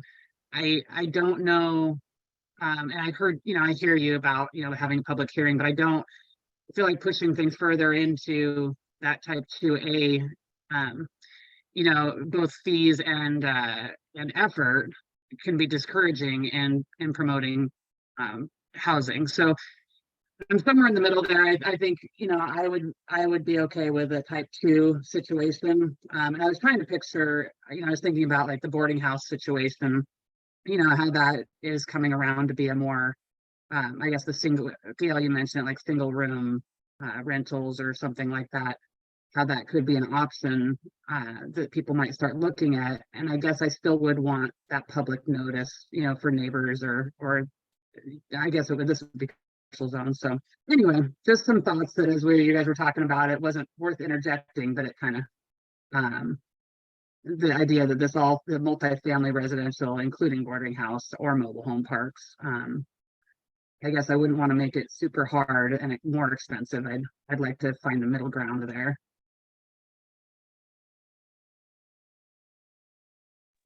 I think I pretty much agree with Commissioner Pritchard. And I guess what I'm not totally clear on are we able to differentiate for certain uses, whether it's a type 2 or a 2A in the code, or does it have to be all one or the other?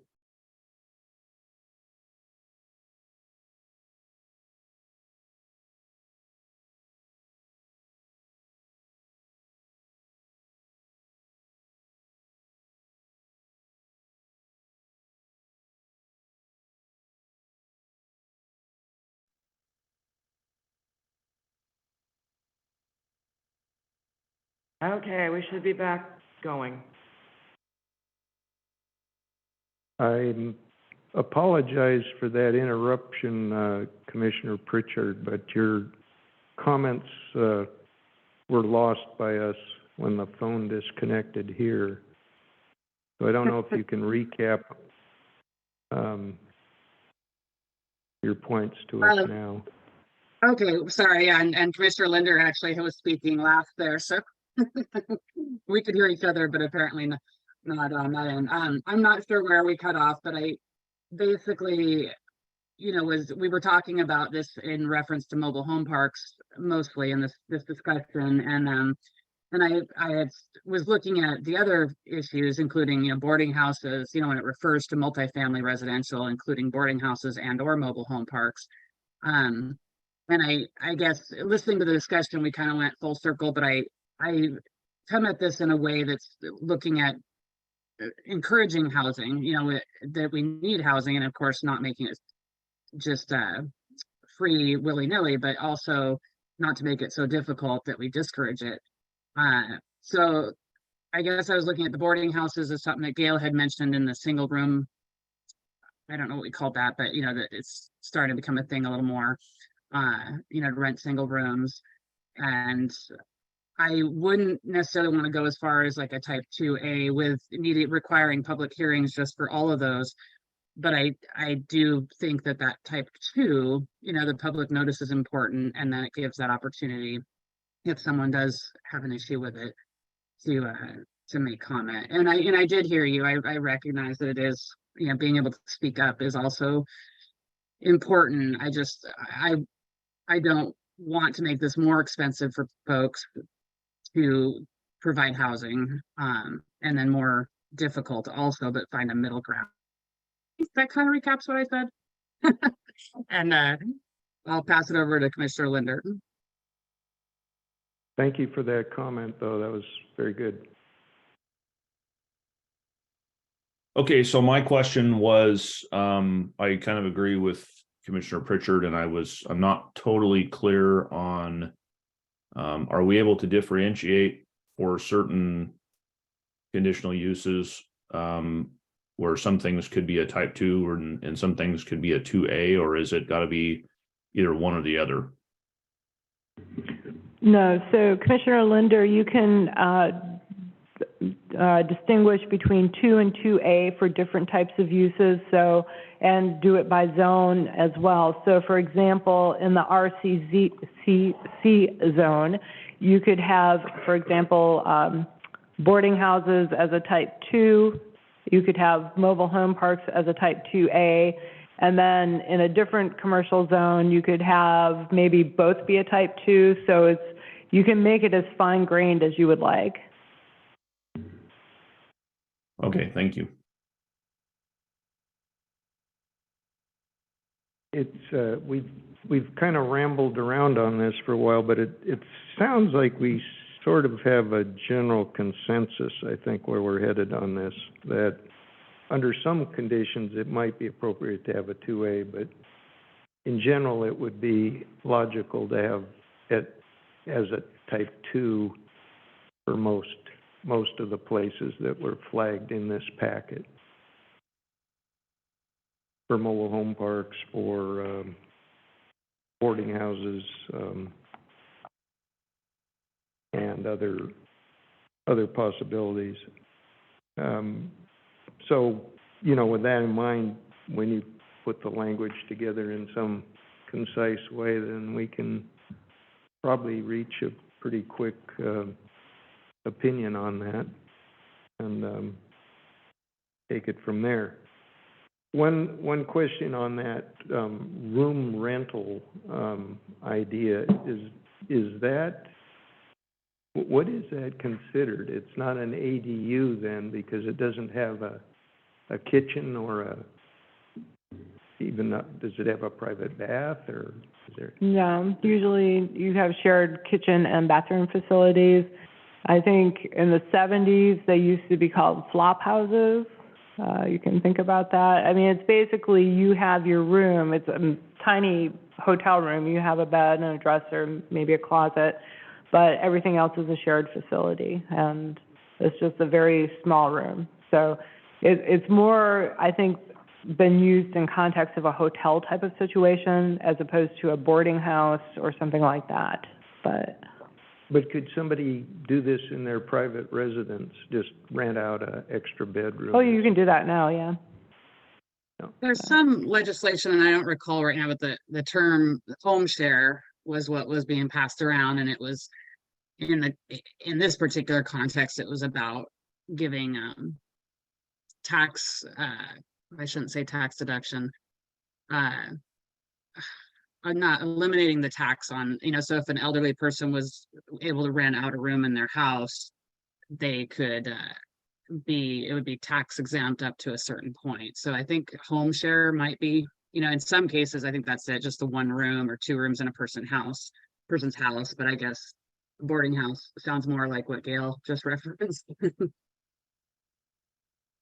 At what point do we even have any jurisdiction over this? I mean, if I want to let somebody live in my house and. We don't regulate that now, and I'm not advocating that we do. Okay, I don't. No, but single room occupancy would be more, it would be more of a hotel situation where you have a lot of rooms that are single occupancy, not just renting out a room in my house. So it would be more of a hotel type of situation or boarding house situation as opposed to, If you had a house with like 11 bedrooms and you wanted to rent each one individually, is that, I mean, is there a fine line there? I mean, Yeah, I'm that's. trying to just ignore that one, because, I mean, that's been going on since the existence of time, really. I mean, renting out a room in your house or letting someone stay with you, I mean, I don't even want to get into that. Yeah, by definition in our code, once you go above 5 rooms that you're renting out, you're a hotel. Yeah, okay. So, And if you're renting out, you'd have tax liability on that, of course, but not, I guess, none to the county. There would be no Room tax. there'd be no room tax or business tax or anything like that. no, we don't have a business tax. Transient lodging is for 30 days or less. Or talking about just a design build for that type of, Yeah. that type of structure that's intended for that. Mm-hmm. Okay, so, I had a question around, the commercial buildings and, on page 28, for example, I think similar language comes up in other zones. This is a rural community, commercial, and light industrial zone. And, just in the general introductory paragraph there, it has new commercial uses, about toward the end of that first paragraph. It says new commercial uses are those defined under state law as small scale, low impact, that's in quotes, with building or buildings not to exceed 4,000 square feet of floor area, unless determined that large buildings are intended to serve the rural community, surrounding rural area, or travel needs of people passing through the area. It's hard to understand exactly what's left out of that, in the term, I wrote in the margin here, define serve. It's fairly So- broad. So I get the idea of serving the rural area and the community. And then the travel needs of people passing through the area, it seems like everything's included except exporting stuff out of the area to somewhere else, that you're producing stuff there and selling it elsewhere. What isn't included in that classification? Let's say you have a light industry thing where you're fabricating something that could be used locally, but say you want to sell it statewide. Is that not allowed under this terms? I was confused by what's allowable in it is. Yeah, so that language that's in that introductory purpose and intent statement in that zone is almost verbatim with the Oregon Administrative Rules that discusses rural communities and what's permitted and what's not.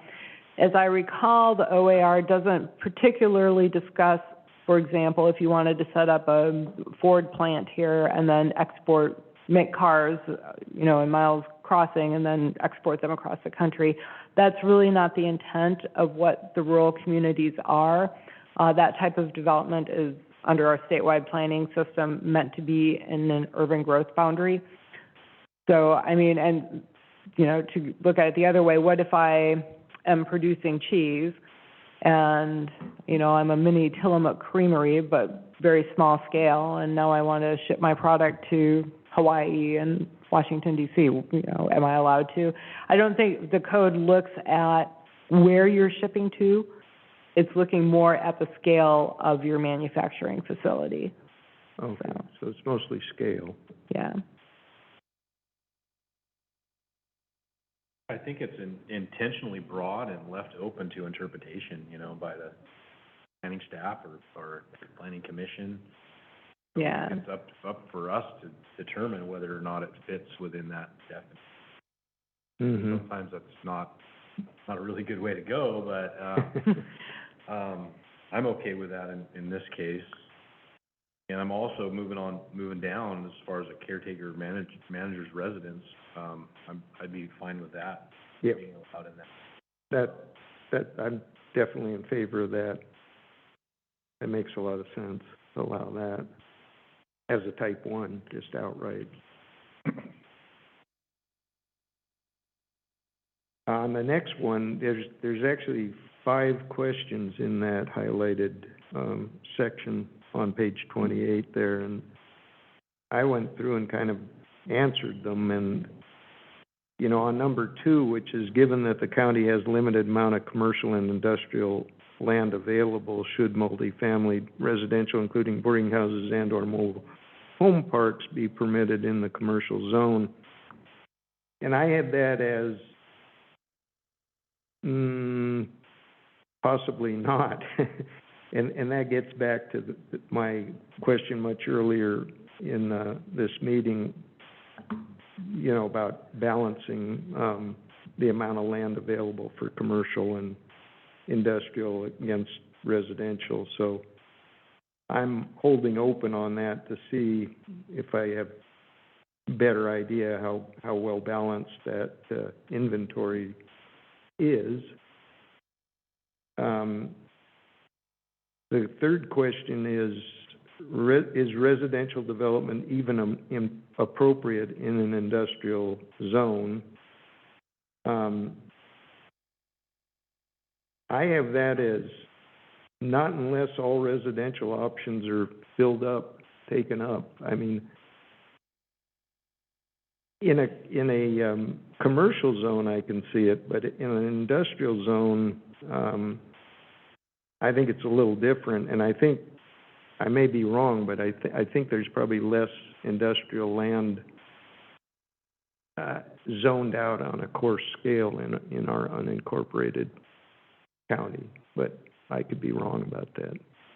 Maybe that would be a case where it's a type 3 application if it's an industrial land, where we could look at that as a planning commission and decide whether that's appropriate, but it's not outright denied, just. Yeah, there should always be an option Right. of considering the given project. If it could be, you know, there's unique places in the county and there's unique ideas and projects that are brought forward. There may be a case where there's some industrial land that is not appropriately zoned. I mean, maybe it's not a good fit for industrial land, but it's zoned that, but it would be a better fit for a large-scale commercial style apartment complex.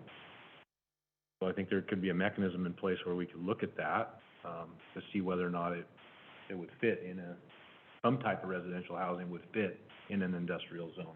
And at that time, you would look at your industrial land inventory and what kind of impact it would have to that. I'm with you on that. Sounds sounds reasonable to me. To always leave an option open with a lot of consideration about ones that are, you know, pushing the envelope a little bit. You have to see that it, you know, has some reason for being acceptable. It very well may be that somebody's come up with a great plan that ordinarily you wouldn't think was appropriate in a particular area and not impact existing uses.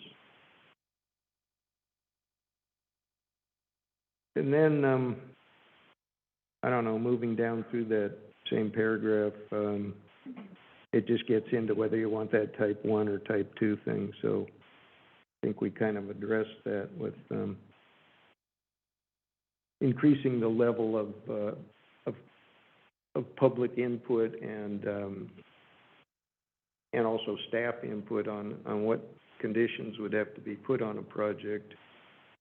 That increase as the project becomes a little less standard in a particular zone, a little more of an outlier in what's typically thought of for an industrial or commercial zone.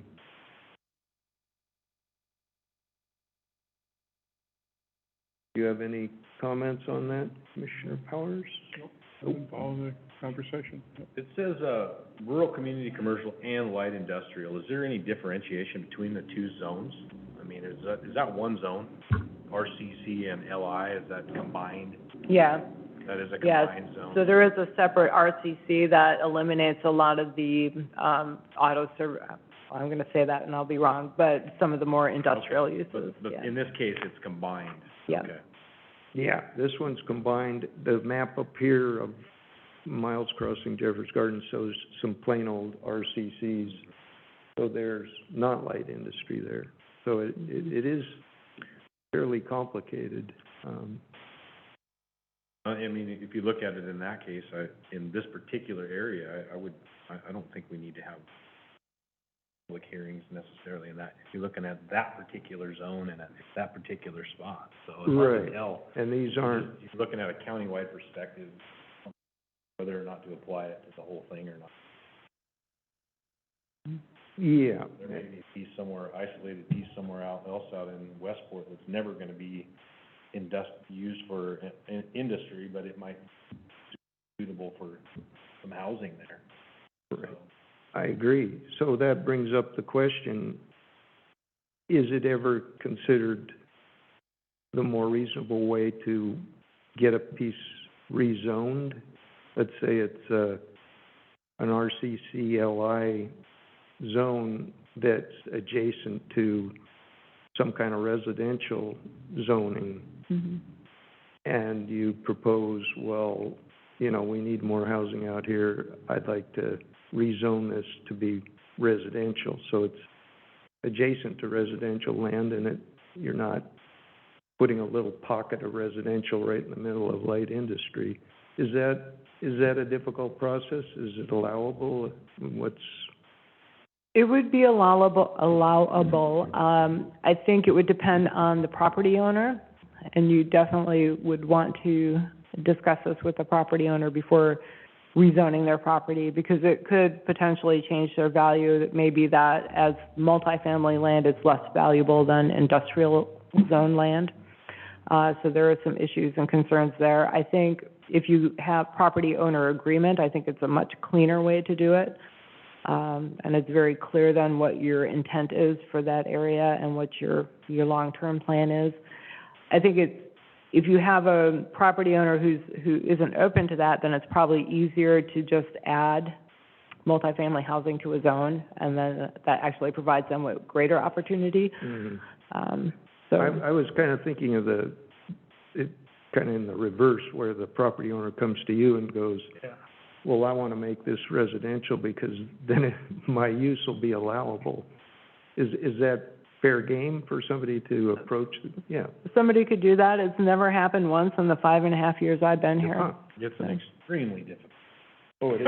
Well, rezoning in a development zone is probably easier than if you're trying to pull farm and forest land out to rezone it. That's a very difficult process, but Well, yeah, Yeah. there's so many different things you get into with rezoning, whether you're creating a new spot zone and you're gonna be an isolated piece among, Well, that's why I industrial zone. kind of It's just- specified one that's adjacent to the same. That's why people don't typically come to it'd make a lot of sense if getting a zone change was easy, do that, but it's so difficult that most people don't even try. Here, it's in the wrong zone, you don't bother going through the process. But I would think of it as if it's adjacent to the zone that you want it to become, You'd have an easier time. yeah, it seems True. like it would. Yeah, be the better. questions we normally get are pulling farm and forest land out, and that's a huge process with goal exceptions and rezoning. Or, as Commissioner Johnson pointed out, they may want to change to a zone that creates a spot zoning problem, where you're basically creating a zone that's an island Yeah, and not I adjacent don't to like anything, that and that idea we either. can't do either, so. You know, I was gonna interrupt the discussion here unless somebody has something that's just, they've gotta get off their chest, and give our development director the last 5 or 10 minutes to just go through the. My goodness, I've been talking all morning.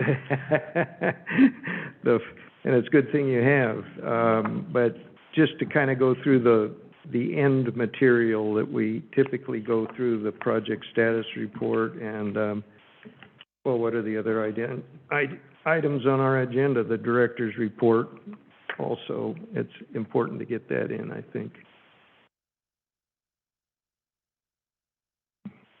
Okay, well, if there's no questions on that, just to sort of wrap up and summarize what I took away from the discussion this morning is I'm going to be bringing back some additional analysis and data for the Planning Commission to look at, as well as a more formalized draft of some proposed changes, and also a list with the table of the different uses and the type of process that they're currently authorized under 1, 2, 2A, or 3.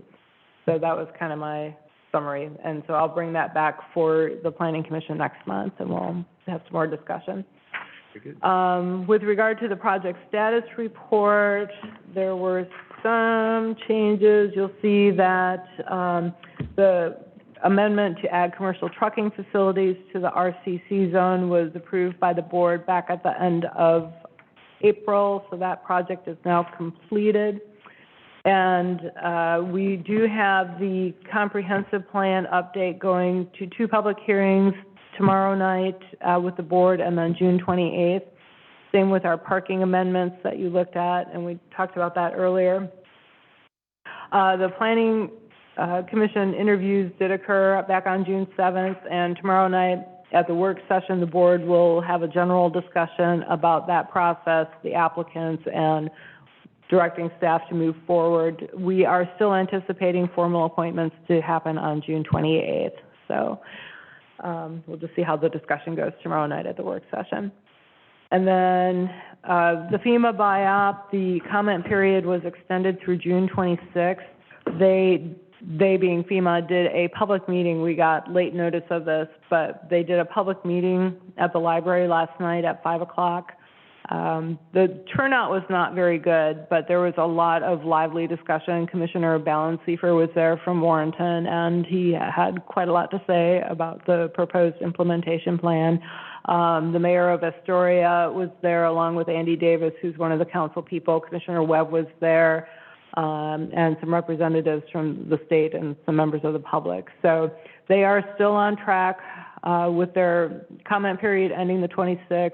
Looking at January of 2024 to come out with a draft implementation plan and their model ordinance, which we still haven't seen yet. So we're just in a process of waiting at this point.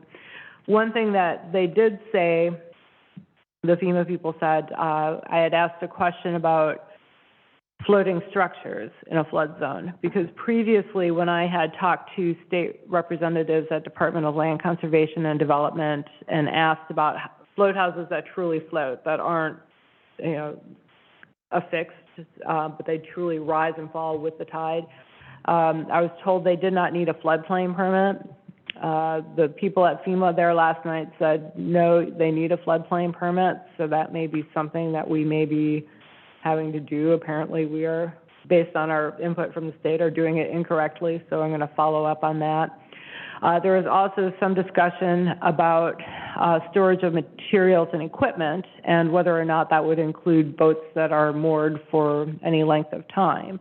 And that's something they did not have an answer for, but they will be getting back to us on. So, I mean, there are a lot of changes. This is probably the third or fourth time I've heard this particular presentation, and it changes a little bit every time as they get new questions and readapt their answers. So they are still very much in the process of figuring things out as well. And this is at the federal level? It's FEMA, but it's the Region 10 portion of FEMA, which is Idaho, Oregon, Washington, and Alaska. And then they are working with Department of Land Conservation and Development, which administers the NFI, the National Flood Insurance Program here. So at what point will we get to see a draft that everybody gets to comment on and? There is an implementation plan that's out now, and it's basically a summary of what happened, how we got to this point. Here are 4 paths communities can pick, but there's no substantial detail. So, for example, one of the 4 paths is, as a county, we can adopt the model ordinance, make sure we're in compliance, but the model ordinance hasn't been drafted, so we don't know what might be in that. And that is expected in January of 2024. So it's going to be a while yet before we get anything that we can really, I'll say, sink our teeth into. But so it gets kind of interesting because the entire city of Warrenton and a lot of, rural classic counties is protected. mm-hmm. So we're, the whole city's below the floodplain in Warrenton. So depending on what the rules are, it could have a dramatic impact on what's available to build on, even though the state mandates the urbanization goal that this is where you will build, but you have the FEMA coming in saying you can't build here. Dikes aren't certified or... Yeah, they decertified most of our dikes 5 years ago, yeah. Yeah, and so... You can't get flood insurance, Right. so Yeah. in effect, you can't build there. Or you can't afford to build. There will be some very stringent mitigation requirements. So the way that FEMA continues to present this is that, FEMA does not dictate land use. So semantically, that's correct. Okay. Because they do not come down and give us zoning ordinances or tell us, what type of uses you can do. But because we have opted in to get to the flood insurance program so that our residents are eligible for flood insurance and can get federally backed mortgages, we have to abide by what FEMA says. So technically, they're not drafting our zoning code, but we have to follow their rules. So it's, it's interesting. And then, let's see, the Regional Housing Task Force, we have another meeting coming up at the end of June, on June 28th. Our last meeting was really productive. They don't have the meetings posted anywhere right now since Jeff Adams left Cannon Beach, and he was sort of the spearhead for it. Crust is taking over the mediation of that group right now, and they are working on getting a permanent website up with the video recordings. But there was a lot of talk about having a regional housing needs analysis and buildable lands inventory, and it was a very productive conversation, I thought. And we'll see what comes out of June 28th. And then if you haven't heard, Alyssa Gertler, who used to be the head of Northwest Oregon Housing Authority here with Clatsop, Columbia, and Tillamook, I think, after she was let go from the Housing Authority, the county has since hired her to be our point person on housing issues. And so has been attending those meetings even before she got hired by the county. So I think she'll be a very valuable asset to our housing discussion. So let you know that. And then I provided an update on some of the land use bills. As we know, not much is happening right now in Salem, so it's kind of quiet and nothing's moving forward. But I think that's it. I'm just here to answer any questions. Thank you for both those reports. We're just a minute or so, well, depends which clock you look at. We're either at the end of our time or a minute to go. And I'll just say, I think in looking through some of those bills that were in process, some of them looked like they would have been pretty good, and I'm kind of sorry they're stalled. But others, I guess, maybe not so good, so maybe it doesn't matter. That's my 2 cents worth. Does anybody have a good of the order they'd like to end with? If not, I'll close the meeting. Thank you. So you guys, how did your interviews go? Didn't interview us. I didn't get in. Yeah, I